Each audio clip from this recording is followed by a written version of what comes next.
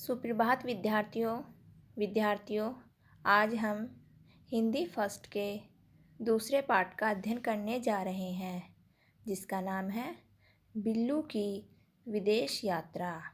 बिल्लू कौन है और उसने कैसे विदेश की यात्रा की? चलिए हम यह कहानी पढ़ते हैं। दिल्ली के बड़े डाकघर में कुछ चूहे रहते थे। दिन में वे अपने बिल में छिपे रहते थे। रात होते ही वे सब बाहर निकल आते। उन चूहों में एक छोटा सा चूहा था, जिसका नाम था बिल्लू। वह बड़ा निडर और नटखट था। नटखट, नोटी, शरारती। कभी कभी बिल्लू दिन में भी बाहर निकल आता। उसकी माँ उसे डांटती, बिल्लू कहीं चूहेदान में न फंस जाना। सभी चूहे दिन में क्यों नहीं बाहर निकलते थे? रीज़न, कहीं उन्हें कोई पकड़ न ले, चूहेदान में ना फंस जाए इसलिए। लेकिन बिल्लू जो था वो बहुत नोटी, शरारती था। वो दिन में भी बाहर निकल आता था और उसे माँ की डांट भी पड़ती थी।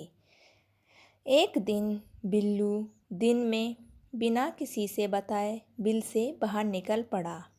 उसने रद्दी की टोकरी में खाना खाया, फिर शरारत में लंदन डाक ले जाने वाले थैले में घुसा, जहां उसे नींद आ गई।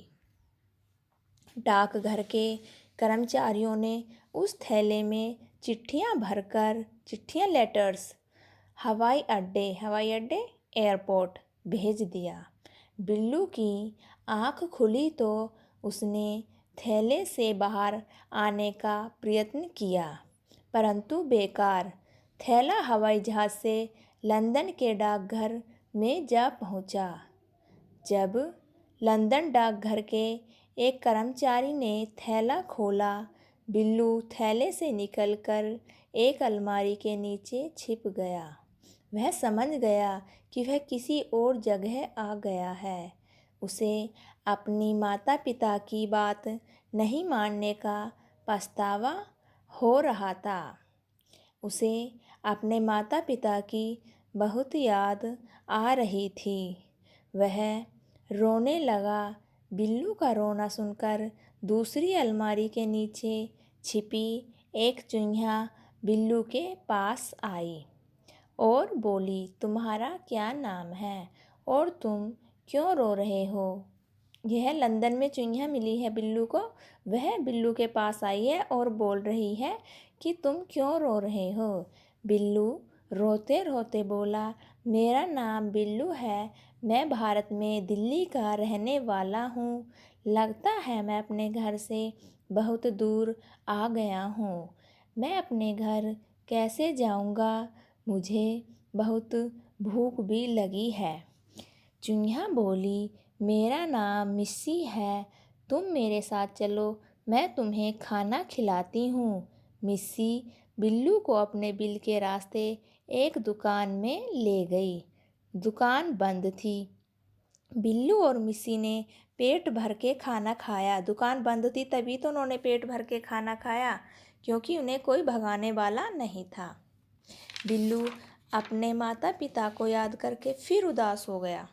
तब खाना खाया, उसके बाद फिर उदास हो गया। मिस्सी बोली, मुझे पता है तुम अपने देश भारत माता पिता के पास दिल्ली कैसे लौट पाओगे।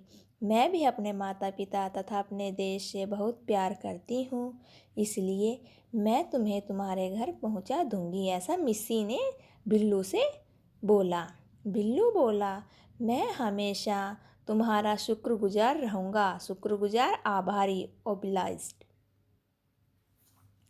बिल्लू और मिस्सी जल्दी से वापस डाकघर पहुँच गए। मिस्सी दिल्ली भेजे जाने वाला थैला पहचान गई और बिल्लू को उसमें बैठने को कहा।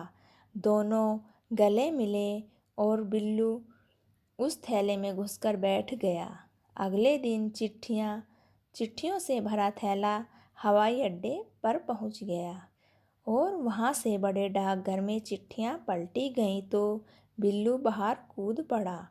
वह एक अलमारी के नीचे छिप गया और थोड़ी देर बाद अपने माता पिता से जा मिला। वह माता पिता से मिलकर बहुत खुश हुआ, खुश, प्रसन्न, हैप्पी। बिल्लू ने अपने माता पिता से प्रॉमिस किया कि अब वह हमेशा उनकी बात मानेगा।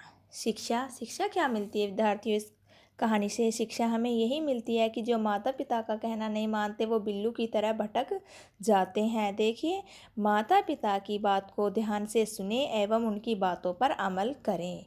आशा करती हूँ कि आपको समझ में आई होगी। धन्यवाद।